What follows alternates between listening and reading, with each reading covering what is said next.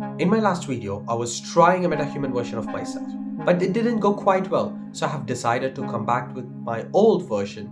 So here I am. Now let's go. The Orion Constellation is one of the first constellations that humans have identified.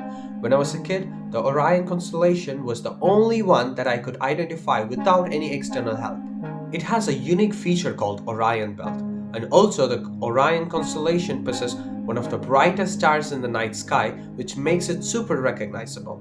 Like Andromeda last time, I tried to shoot Orion Nebula, the Great Orion Nebula. So this video is about how I shot Orion Nebula.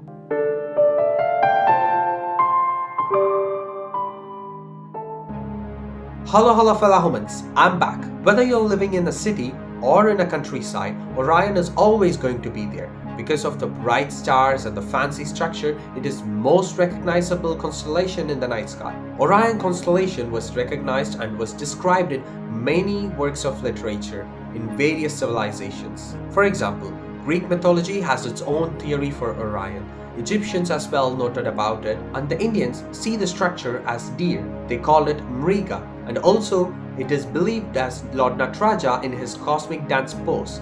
Also, various other archaeological evidence points out that the humans were trying to understand the Orion constellation for the last few millennia. Anyway, the current name that we commonly use, Orion, is from Greek, where it means hunter. Just like the shape of the hunter, more or less, Orion has two shoulder stars, two knee stars, and a beautiful Orion belt, and of course, just like the hunter, the Orion constellation also has weapon stars.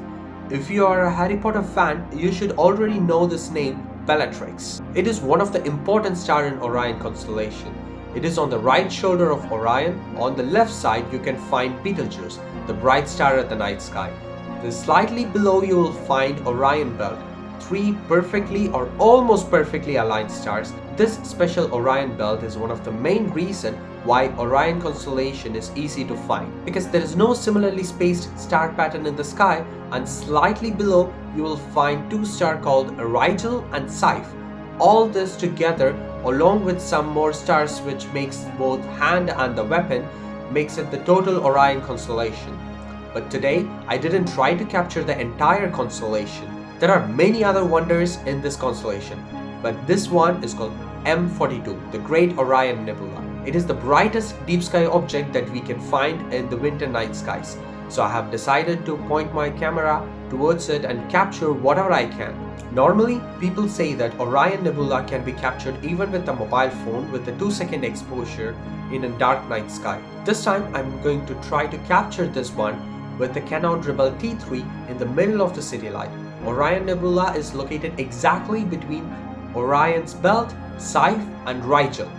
Orion belt, Scythe and Rigel makes more or less a parallelogram. The Orion Nebula can be found exactly in the middle of this parallelogram. At night, you don't need a telescope or a phone or a camera. You can just look up in the sky. You will find a little star in the middle of this parallelogram. That little tiny star is actually a beautiful nebula with a lot of details in there.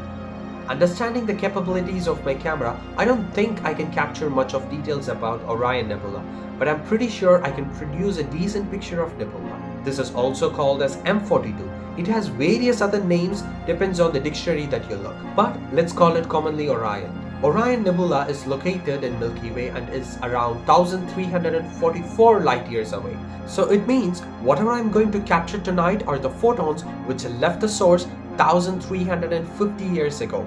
We are literally going to capture the past. So to put it in perspective, we are going to capture the light rays which left the home when the religion Islam was formed. Let's say more or less. The equipment that I'm going to use is Canon Rebel T3 along with 300mm lens. This is just a double zoom lens which can range from 700 to 300mm, but I think I'm going to stick to 300mm with the maximum focal length. With the f-stop of 5.6, that's the fastest that I could go in this particular lens. Also, I'm going to use this one small aluminum tripod that isn't great or a steady tripod. It's not a windy night, I'm just going to hang some weights in the middle of the tripod to make it more stable. Then the most important device, an intervalometer. My idea is to capture around 200 to 300 images. I'm pretty sure I will mess up around 20 to 30% of images with the shakes, with the blurs, with no proper focus. So I would rather just capture more images than filter it out later. I don't have any tracker. My camera is just going to sit there on the tripod. When I was trying to capture Andromeda last time, the maximum that I could go with this is 2 seconds of exposure. And I'm going to capture as many images as I can before my battery runs out. I prepared myself with an empty SD card with 2 batteries fully charged. But it's going to be a cold night. I expect the battery would last for 30 minutes each in minus 12 degrees centigrade.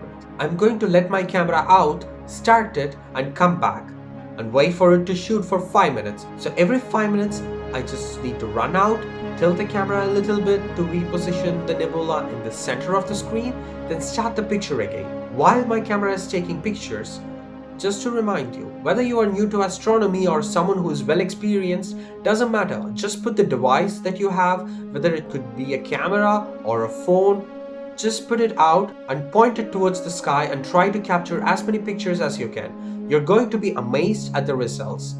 One more thing about Orion. Orion is kind of surrounded by a lot of hydrogen alpha material, which will make an amazing red pattern, but sadly my camera cannot capture it.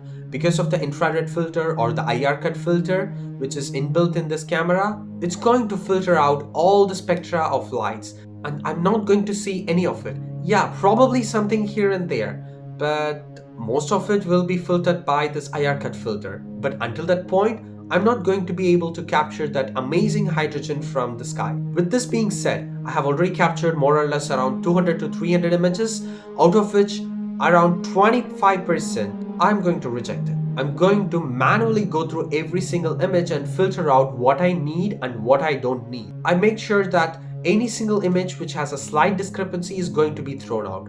And I have noticed that quite a lot of pictures with the shake and the star trailing because of the wind. I thought that the wind will be much smoother, but it wasn't. The camera and the 300mm lens was actually shaking or vibrating a little bit even with the slightest wind. Let's say after filtering I would have around 250 images. I'm going to use Adobe Lightroom to correct the colors. After it is super simple steps. I'm just going to feed all the image into the deep sky stacker. I have captured around 70 of each calibration frames, dark, bias and flat. These calibration frames are super important to reduce the noise, especially the thermal noise. I don't think there will be much of thermal noise since I was shooting in minus 12 degrees centigrade. Still, it will be better if you have all of these calibration frames so that the system will clean up your final image. Now it's just time for me to wait until the system processes all these images. Wow, here we go. This is the picture that we have after stacking. By the way, just to let you know, this is the picture without any stretching of colors or no editing. It's right from the stacking. For comparison, this is a single image from the camera, no color correction, just a natural image. Now this one on the other hand is the image with stacked file, like almost 250 images stacked on top of each other. This image has a lot more information and detailing than the previous one, and still, yeah, you might think that the stacked one should be brighter, but it actually looks darker. This is an expected behavior. We just need to extract the light from it and just have to edit a little bit and it will look much better. But even without editing, it still looks beautiful and we can clearly see the Orion Nebula without much effort. Let's see what we can do after stretching. I have cropped the image and I have color corrected the image and I have stretched the colors. I spent almost a couple of hours since I'm not great in it. The post-processing of astro images is something that requires high skill, which I lack. So I have to kind of do a trial and error, watch various tutorials, and I have more or less achieved what I want. So this is the final moment of reveal. Here we go. This is the Great Orion Nebula that I was trying to capture.